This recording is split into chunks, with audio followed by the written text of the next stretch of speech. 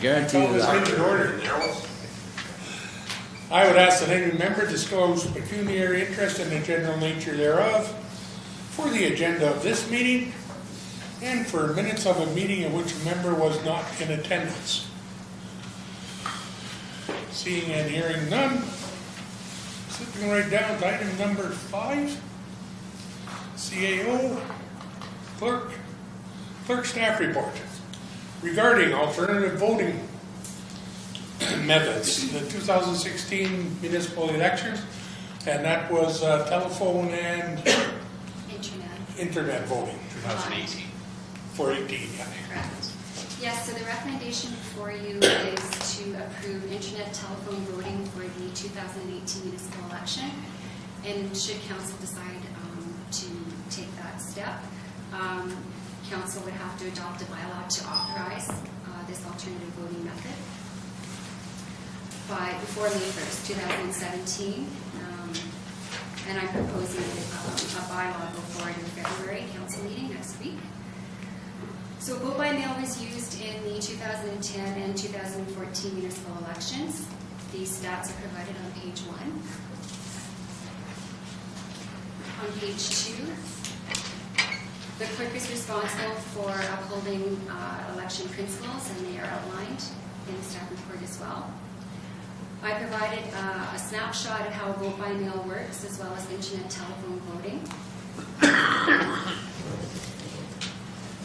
And I also captured some of the pros and cons associated with vote by mail and internet telephone voting. This list is not to be exclusive. These are kind of the predominant things that came up in my research.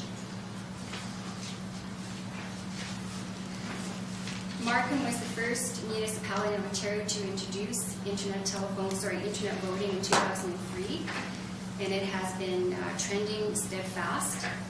They are predicting 200 out of the 444 Ontario municipalities to use some form of internet voting for the 2018 election. City of Kenora used internet telephone voting in the 2014 election. Greenstone, which has a very similar population to us, used it for 2010 and 2014 as well. And the City of Dryden recently approved internet telephone voting for their election for 2018. So just to give you an idea of how it is trending. Internet telephone voting provides convenience, accommodates changing lifestyles, demanding work schedules, enhances accessibility for students staying away from home, those traveling, shift workers, infirm persons, and persons with language barriers. In terms of persons with disabilities, it provides greater dignity and privacy for electors. Internet telephone voting is the most accessible form of voting for persons with disabilities. I wanted to talk a little bit about youth and seniors and talk about some of the myths that are associated with voting for youth and seniors. Internet voting is said to increase the voter turnout of the youth. However, in some of the studies that have been conducted, internet voting for the 2014 election, only 4% of online voters were from the ages of 18 to 24. Internet voting will not make the youth vote any more than they already are, according to these studies. And as for seniors, internet voting is said to decrease the voter turnout of seniors. However, in a survey of Ontario municipalities that conducted internet voting in 2014, 74% of online voters were 45 years of age or older. And it said that committed voters, such as baby boomers, were likely to vote no matter what method is being provided. With the municipality of Greenstone in their 2014 election, seniors were the strongest participating group.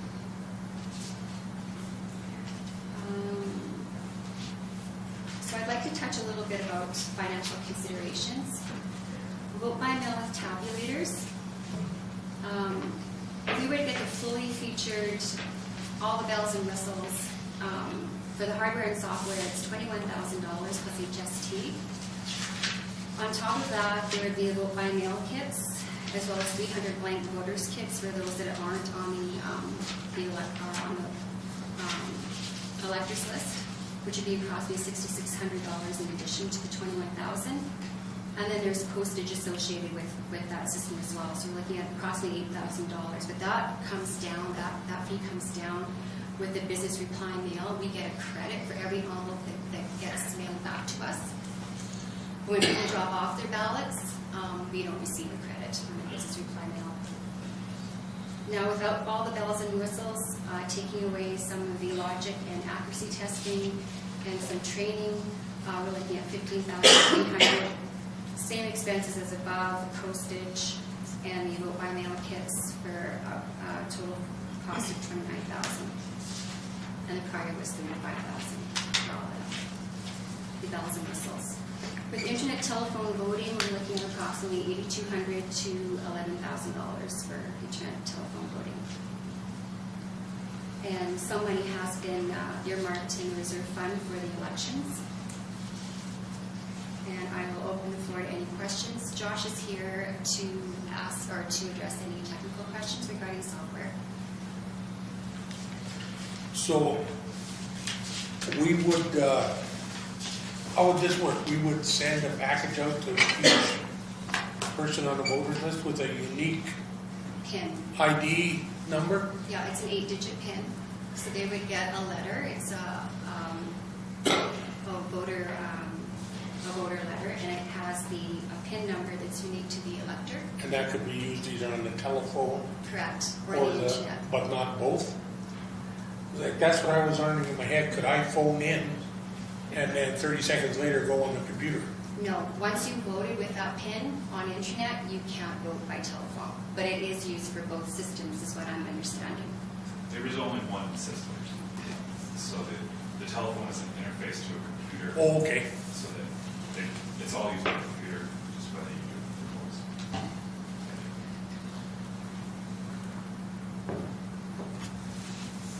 Any other questions? I have a couple. Councilor Moore? Just thinking of the municipality and the people that have participated in prior elections, we went from polling to vote by mail, so we did that big educational piece of it, and now we're going to have to educate the public again on a different type of streamlined voting. So knowing that's going to happen if it's approved, that's going to be a lot of hours from staff to try and educate the public on that, because that's another new system that's going to be coming in.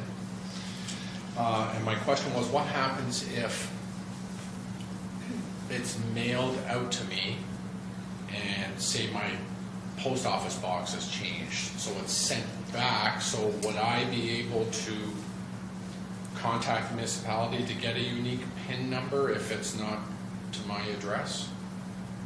Yes, we would have, we could actually produce our own voter letters. Yeah. And a new PIN number would be assigned to you. I don't know if I'm asking. So the old one would be canceled? Correct. It would override the old one. Okay. Is that correct? Yeah, similar to the vote by mail process. Just like you get a letter, they gain any verification, another one, the old access codes, or the old vote by mail things deactivated. But with the activation code for my original one that I did not receive, hypothetically, Yeah. that PIN would be canceled and a new PIN would be issued. Yeah, and it would override your old PIN. Okay.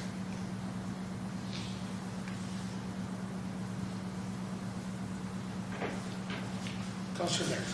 Okay. We've changed, as Councillor Mota had mentioned. We had good, bad, and indifferent comments about that type of an election.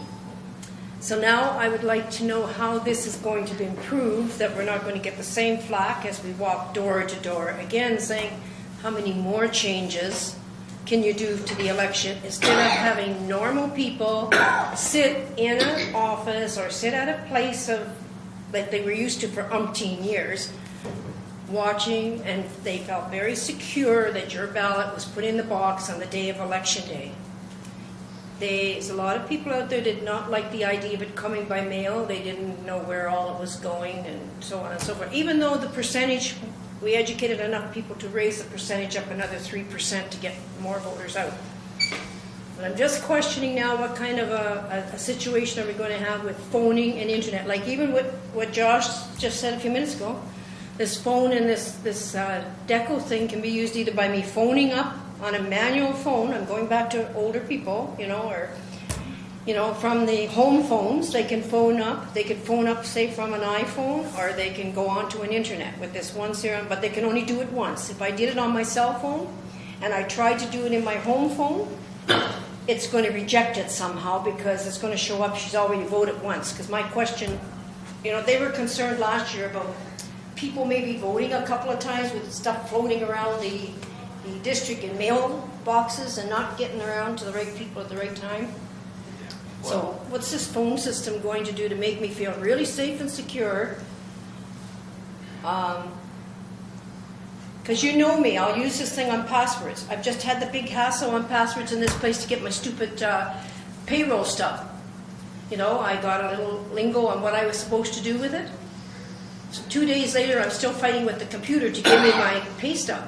You know, so I mean, the question is, how many little kinks is going to be in everybody in general that when they try to hit to try and vote, whether by phone or by this computer, and if they're not used to it, like how are they going to know? I know this confirmation number is supposed to come back to me saying that I have voted. Correct. Yes. So is that my only security blanket, that you got my wants or my desires? There's an actual confirmation saying that you voted.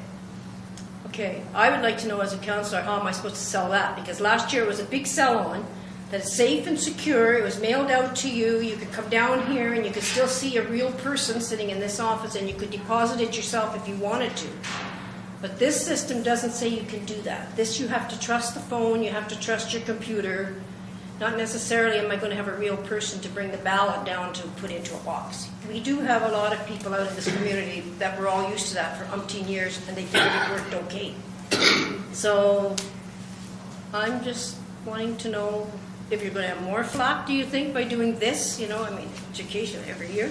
Yeah, I think with any method, there's always pros and cons. We're going to encounter that no matter what method we use.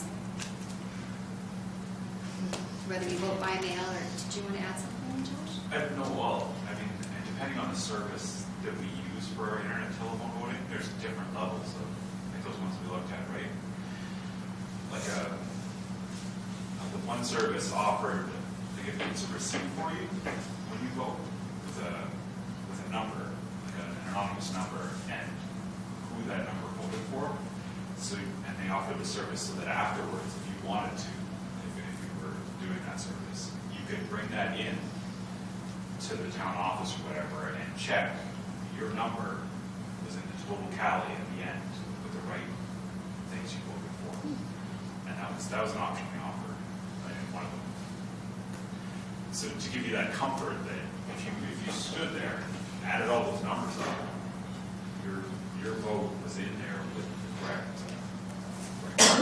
It's a little less that there's privacy issues with that, because if someone has your number, you give that paper to someone, that's another thing, but they can give you that level of comfort with the things. Councilor Mona? Just wondering, I guess a lot of questions is because maybe we haven't experienced that yet, right? So it's new, and I get that. I'm wondering if there's a demonstration Yes, there that is. we can kind of familiarize ourselves with, that the public would be using. So, for example, if you have to elect 4 councillors, we could go through the system to know how it works prior to maybe taking all of this through, just as a demonstration, so we're kind of familiar with it. Are you asking to see a demonstration now? Because there are demos on the internet. That we can use. Yep. It might help. It might help to clarify some questions that people may have about that. Mayor Vanette. Could we link up the demonstration to our website in the event we approve this? Yes. Yes. Which I think I saw it on YouTube. Yeah, there's a lot of demonstrations. One that comes to mind is in Televo. Yeah.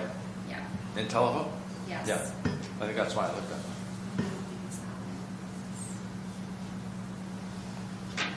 So you'd In like fact, to they see may one even now? be Is that at what you're Good requesting? Roads. It may be of value for some of us around here that haven't experienced that. That's the one. I think it's the top one.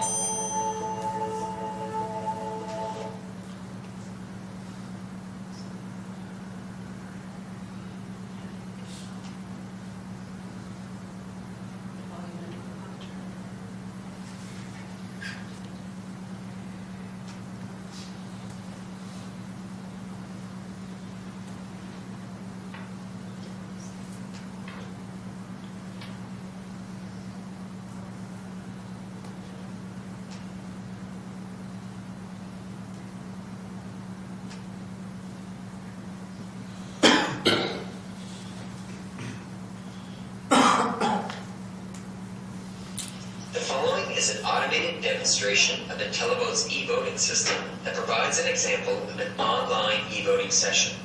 To begin, the elector will refer to the voter instruction letter received in the mail for the IntelliVote e-voting website address to access the online vote. Upon entering the site, the voter is presented with the Human Interface Challenge, also known as a CAPTCHA challenge. Now, this is This is an designed option. to eliminate Yeah, automated this will help applications how from the CAPTCHA. accessing the voting system. The Human Interface Challenge requires a voter to recognize the characters in the image and enter the characters into the box provided below. Next, the voter will enter their unique personal identification number found in their voter instruction letter. Upon validation, the voter is welcomed to the election. This welcome message advises the voter what ballots they are eligible for and what ballots, if any, have been won by acclamation. The voter is now ready to begin voting. The first ballot is for mayor and has 4 candidates running. Voting instructions are displayed below the ballot title to let the voter know how many candidates may be selected. Following the instructions, the voter simply clicks the box next to the candidate of their choice, marking an X in the box, and clicks Submit. Once the voter has submitted their selection, they're provided with the opportunity to either confirm their selection by clicking Vote Now, or return to the ballot to change their selection. In this example, the voter clicks Vote Now. A confirmation message is presented advising that the selection has been recorded. This confirmation is analogous to the voter dropping a ballot into the ballot box. At this point, the vote is final and cannot be changed. The voter then clicks Continue to move on to the council ballot. In some municipal structures, several wards or districts make up the municipality, categorizing each elector into the respective ward or district based on where they reside. A PIN classification is created in the IntelliVote system based on the municipal structure, ensuring each elector receives the ballots corresponding to their electoral regions. In this example, the voter is presented with a councilor ballot specific to their district. The voter makes their selection by choosing a candidate of their choice, marking an X in the box as shown. In this example, the voter confirms their choice by clicking Vote Now and submitting the ballot. Each ballot is confirmed individually and is encrypted and securely transmitted to the e-voting application. The last ballot is for the school board election. 2 candidates are running. The voter chooses a candidate and, as with previous ballots, submits and confirms their choice. When all ballots have been successfully voted in the e-voting application, the voter is provided with a summary of the voted ballots. The ballot summary is available to the voter throughout the e-voting period. And that concludes the demonstration of an example online e-voting session. There's also no opportunity for spoiled ballots. Yeah. I was just gonna ask, with the telephone system then, so if some seniors are not internet savvy, Correct. that being the case, if they make a call, so it's gonna be a phone number selection, like Counselor 1, Fred Moda, push 1 now. Correct. Mayor or Counselor Vanette 2, push Yeah. 2 now, kind of thing. And it's a 1-800 number that they would be calling, and it's toll-free throughout North America. Okay. So anybody traveling can also use that option as well. And of course, the internet is universal. Also, you don't have to be in that community to vote. Longer on the list. And is there a span time, like of a week or 2 or something? Generally, it's 10 days prior to 10 voting day. days. Yeah. And the greatest uptake, from what I understand, is if you have that 10-day window, including voting day, is where you're going to get the greatest uptake of voters. Vote by mail, 4 weeks, was it not? We did. I think it was the end of September, beginning of October. It was a Yeah. lengthy time. It Right? was, yeah. Okay. And it automatically shuts down at 8 o'clock. 5 p.m. Eastern Standard Time. Yeah, or at the whatever. close of polls, or voting, I should say.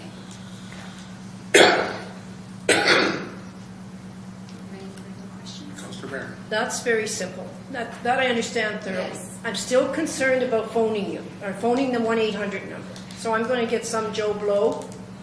It's an automated voice. Okay. To get. Yeah, Hopefully I it's can understand one him or person. her, yeah.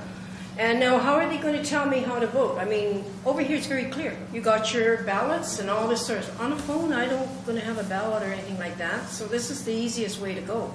Yeah, it's an audio ballot, and I don't. So he or she is going to tell me who's running for mayor, Correct. and he or she I'm going to trust is going to mark the right thing down that I say I want. You're going to press You're gonna buttons. press Oh, I'm going to press buttons. Correct. Yeah. Oh. You're going to make your selections using your dial pad. Okay, Joe so Smith, press 1. Freddie Freeloader, press 2. okay. Alfred Alphonse, All press right, 3. that's the only thing I could Yeah. understand. This I is suspect. visual and very simple to do. And up they would here. also ask you to confirm your And But selection. the phone was a Yeah. little bit Yeah. more confusing as to how am I going to vote for. So it's all still by numbers, okay? Punch star to confirm or whatever. Correct. Okay. Councilor Goodwillie. One short one. For various reasons, there's people that have to be sworn in. Sworn in. You know, swearing somebody in off the street. Or somebody that lived here. That aren't on the voters list. Yeah. If you just not on the voters list, you know, for various reasons, they have to be sworn in, how does that go? Well, they're going to get, again, back to that letter, they're going to get a letter from us that we will produce ourselves with a unique PIN assigned to them. They're not on the What if- voters list. There's So they're going to get, it's like getting a blank, So they don't get that, what happens? well, they have to have one. Well, yeah, but they didn't get one. There's lots of people get They sworn have to in. come here, yes, that's right, So they and have, so register. they still have to come. Yeah, same with That's vote what by I mean. mail. See what the- Yeah, So they still have to come in here just to register. correct. Would they yes. have to be sworn in? I don't understand what you mean by sworn in. Why, you have to have a witness or? You didn't Verify. vote by mail, you just had to prove ID. you were a resident. ID. ID. ID or a Oh, yeah. hydro bill or something like Yes. that. Yeah, that's correct, just to verify your residency. So that means you're still going to have people here working on election day for that situation? Absolutely, yes. Okay. So we'll be signing people up to go on the voters list, yes. We'll be doing revisions, yeah. And would we, at that point, have a, say, computer available next door here? Yes, That we're they gonna could have, use. yes, we're gonna Yeah. have a kiosk set up in the main area like we did for Same as vote we by did. mail, correct, Yeah. yeah. Thank you. Councilor Barron. I seem to have a lot of questions. How long does it take you to find out who won the election at the end? It's probably going to be very simple. It's instant. Wow, that'd be better than 4 or 5 801? hours. It's, wouldn't it? it's real time. It's Less instant. stress, here we come. Yeah. Lucky people. And it costs less. Mayor Vanette. I think more importantly, it's, you know, the essence of democracy is based on participation. And I think this is probably one of the opportunities we have. You know, we're not going to be notwithstanding a postal disruption or a snowstorm where no one can get in on election day. This is very convenient and it strongly encourages participation. I think it's incumbent upon us as elected officials to ensure that that process is in place, that we really want participation at election time. That is true democracy. That's why we're here. Like a good party, the more the merrier, you know? And we proved that in the last election, because before it was about a 51% number of people voted in the old system, and then when you went to this here mail-in, it went up I think to 54, 55%. There was an increase of people participating in it. So this system that I'm seeing this morning, now that I've got a demonstration of it, reading about it on a piece of paper, I didn't quite see it this way. So seeing it this morning makes a big difference that I'm sure will increase it. We should increase. Because students that are gone out of here that's able to vote still have this as your home address. Much simpler for them to go on an iPhone or a computer system and have their vote. Whereas to mail stuff in, well, you might forget and you might not do it. So this seems to be... Studies show that it will increase your voter engagement. Yeah, as long as you got the old system in place, though, for the people that do not have, like even a box number or anything, they go get general delivery in their mail. And if they don't get their system, they can come in here and have this here ID and still vote in here. Mayor Minute? Two things. One is, I think we ought to come up with a, I don't want to call it an advertising campaign, but a campaign, either using all of our organs, using the Yellow Pages, the online service, to indicate to the people that there are changes and the process is going to be more inclusive. And we've got lots of time to do that. We've got a year and a half to get that done. Correct, and that will start immediately. I think it is, and we just got to keep plugging away. Yeah. Councilor Bear? And going on to that advertising bit, I was just asked on the weekend, do we still have a yellow paper? That was our main paper in the town office for advertising. The newsletter? Yeah, and apparently our yellow paper's not going to some houses, so I'm just questioning why. I haven't seen one in my box in here, nor have I seen one in my house. I know a lot of other people in Barbertown have not got yellow paper. So they asked me, did we cut this out? I said, I don't know. They're cutting out, they're saving paper, so maybe they have cut out the yellow paper. So there is a yellow paper produced every Friday or Thursday and put in people's mailboxes? Yes. Yeah, Okay. it goes out a minimum of once per month. Yes. Yeah. Oh. Because we're going to need advertising, and if you're going to start a system like this, you need to be able to And pump there's a it. budget for advertising for elections as well. Yes. And we'll use our website, our Facebook, Twitter. Okay, so yellow paper is going to stay for all kinds of advertising as it had in the past. Yeah. There'll be exclusive elections newsletters that are budgeted for the elections. Okay. That's aside from the 60 Yellow Page budget. Correct. So we've, in the proposed 2017 budget, there's 16 newsletters that we anticipate going out. So one for sure every month, the Yellow Pages. Mhm. One's for sure, and then there's 4 extra in the event that there's something else we need to advertise. Okay, and that election would be in that That's a thing yeah. when it comes to 2018. Correct. It's in a separate budget under the elections. Okay. Anything further? Moved by Councilor Moda, seconded by Mayor Vanette. Resolved that the Committee of the Whole hereby recommends to Council the acceptance of staff report number clerk-2017-02 from the Clerk's Department regarding alternative voting methods for the 2018 municipal elections. All in favor? Carried.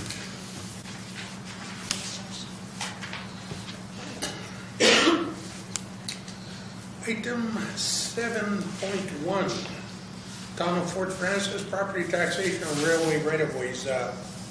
This, basically what they're asking for is to tax railways on a ton per mile basis rather than per acre. Currently in Fort Francis, and they are apparently the busiest railway area in the province of Ontario. They make less taxation from the railway company than they do on their Walmart or Canadian Tire, whatever the case may be. Alberta and Saskatchewan and perhaps Manitoba, I'm not sure, use a ton per mile. So this is sort of an alternative method of taxation for municipalities. And it would bring in not thousands, but millions to Fort Francis in taxation for the railroad. The other side of that is, if you look at it in a different way, then their assessment would raise. Dryden's assessment would raise.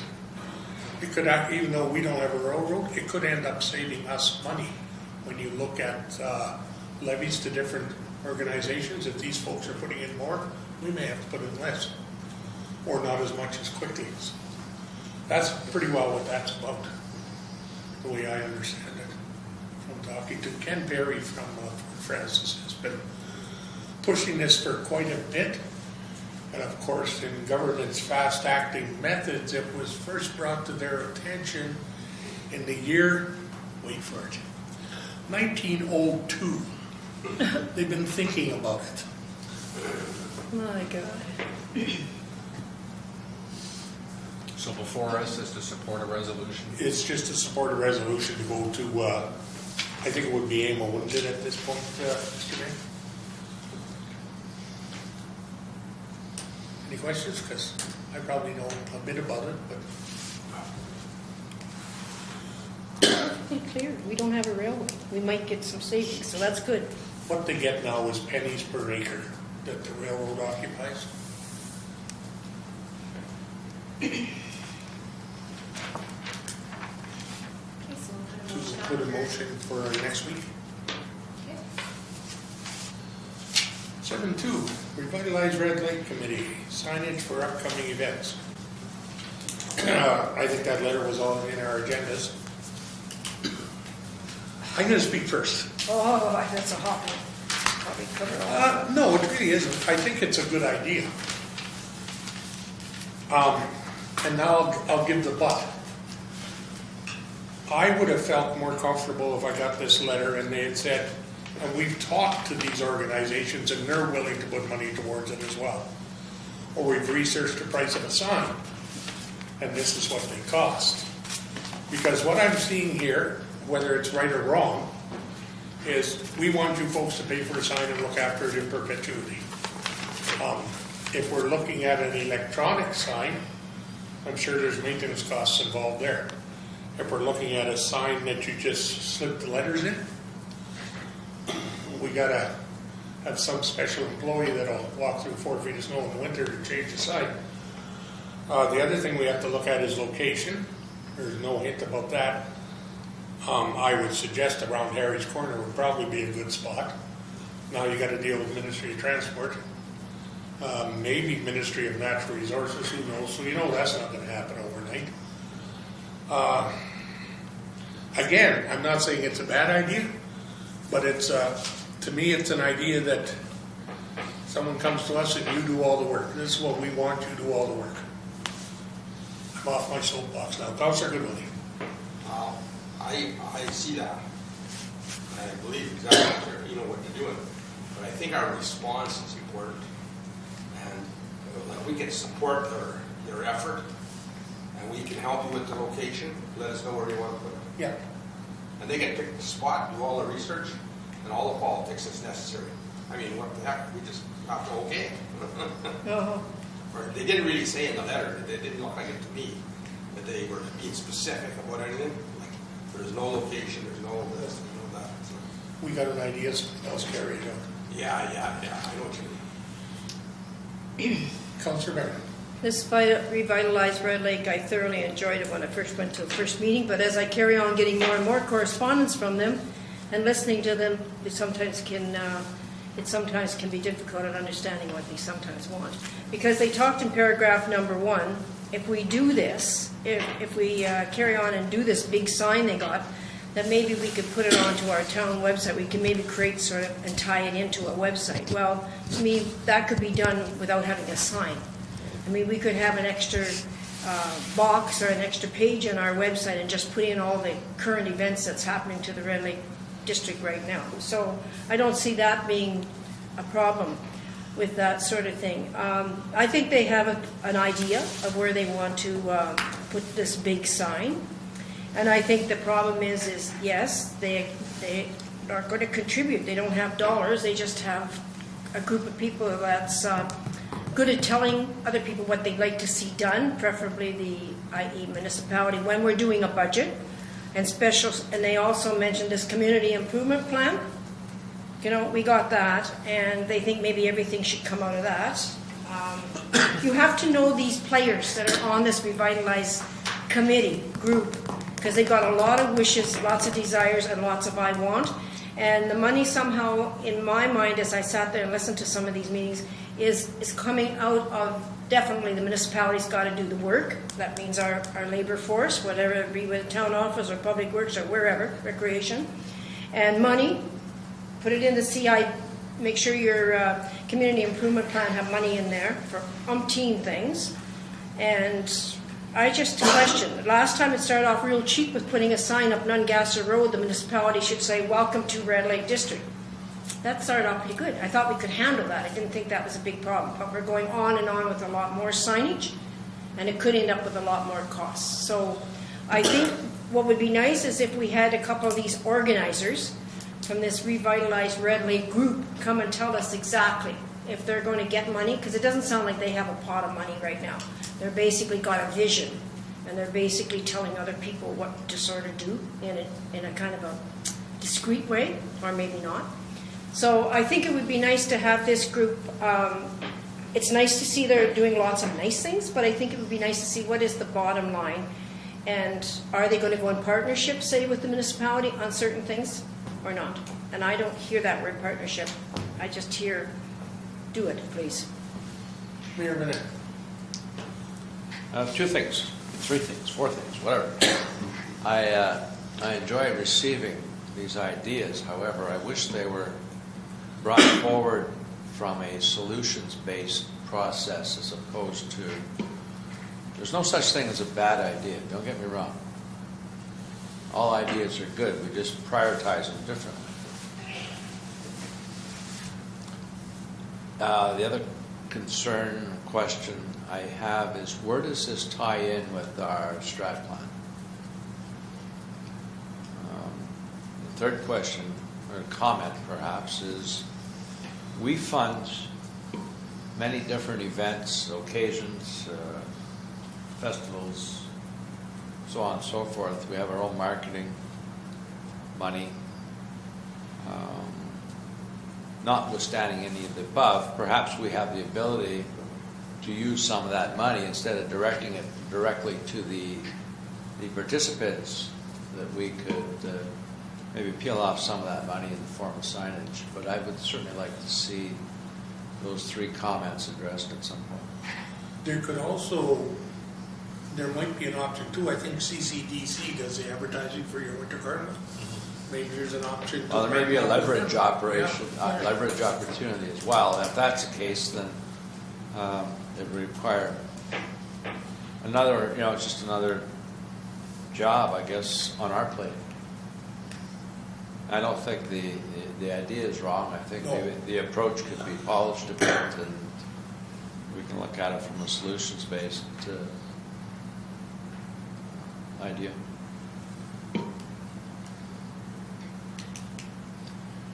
Anything further?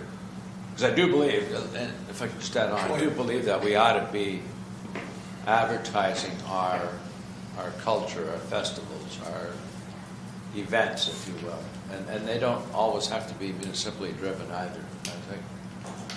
But if I were to look at a sign, I think and we've all seen them on the side of the highway, the solar powered signs, I think that's just about the only way to go in this day and age. And something that somebody could control from a computer. Well, I'm going back to my solutions-based idea. I Yeah. think that's all got to be part of it. And it may tie in neatly with the Point being, it's sustainability probably plan. not cheap. Pardon me? Point being, it's probably not cheap. Well, we want, anything we do, we want to make sure it has legs. Yeah. And it's done. We want to do things once the right way, so we're not going back to fixing and repairing a year later. So would you like us to reach out, from a staff perspective, reach out to the revitalized Red Lake Committee and get those 3 questions answered? I mean, some of I'm them we not can sure answer that, ourselves. I'm not sure that would be, I'm sure that we could probably answer them in-house, probably just as effectively. They've thrown an idea on the table, I think. But, so then we're addressing the solutions-based? Well, you want to go back, I guess we can bandy this about, and if we have to engage, whether it be the Norseman Festival, the Winter Carnival people, the Fish Derby, the Youth Fish Derby, by the time we brought in all the players to look at solutions, we already may have the answers, what I'm saying. But, if that's what if you think that's of benefit to the process, yeah, by all means. Just have a curiosity question. Something was mentioned, signage. The first thing that comes up to mind is that sign that, distracts you from driving down the highway that's sitting on Howie, just off Howie Street, that lights up and all that. Some people used it for election. They use it for a little bit of advertising. Doesn't seem to be used that often, except it's an annoyance. Who owns that sign? Does the municipality own it? That was one question I was asked. I said, I don't think so. It's privately owned. It's privately owned? Okay. I don't believe we have a bylaw, a bylaw regarding electronic signage. It's perhaps something we may want to look at. We do not have No, we a don't. sign bylaw. Either electronic or static. It's something we may want to look at. I just noticed there was a sign in the yard. I think we had it addressed over on Dickinson Road. That certainly didn't conform to the neighborhood. Some signage is addressed in the zoning bylaw. Some, yeah. Councilor Mona. Thanks. Reading the letter, and I understand the concerns that I've heard around the table. We must remember that this group is trying to improve the community and not hurt the community. So that being said, while they're not concrete or specific with an exact idea, I think we do have some sort of due diligence to follow up, at least with the author of this letter, to say that we've received it and maybe just, as Mayor speaking about solutions to it, and see if they had any ideas. Not saying that we're going to go ahead with it, but just to follow up with them, just to see what their ideas were about, and take it from that point. So if I concur with Mayor Vanette, I think it may be of some value to look at that solution piece of it, and maybe the CAO could follow up and present us with some ideas in the future. That's my take on it. Councilor Mayor. I'd like to concur with that because they've got many ideas, believe you me. This is just one or two that they're sort of touching on as signage. There's lots of ideas. They've been gathering together for quite a while. They've been given free spots to gather. There's a nucleus of people that are working hard on trying to make Red Lake a better place to live. And I think they need to be contacted, and I think they need to give you some of the ideas they're looking at to see if it's feasible for partnerships or feasible at all. You know, because maybe we have bylaws in place, some of them saying that we can't do this. And I sat through 2 or 3 of their little groupings, or listened to some of their little groupings, and they've got really, really good ideas. But they're their dreams and their hopes for the future.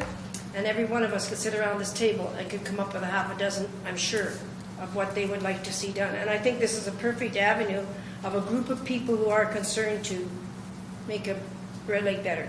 Beautiful and better. Those 2 words I would put in there. Mayor Vanette. You know, this is a lobbying effort. It's no different than us lobbying in Queen's Park or Parliament Hill. We are much more effective when we show up with a possible solution. You know, for us to go and wail and moan about an issue and walk away does nothing for us. But if we show up with a reasonable solution, a lot of times we're very effective. So, and I want to encourage the public to keep bringing in ideas, but the ideas are great. But let's go to that next level. Let's peel that next layer of onion off and get to the solutions part of it. And once we do that, I think whether it's this organization or any organization, it's much easier if we can work together. And I think that's the point I was trying to make right from the beginning. It's great you've got an idea, and now someone else has to do all the work. If a bit of that work, as you said, solution-based was done earlier, it would make it easier at this end. So all it means is that we all roll up our sleeves a little bit and get to work. So maybe our CAO could touch base with the author of the letter. Is that okay, sir? For sure. Good for me.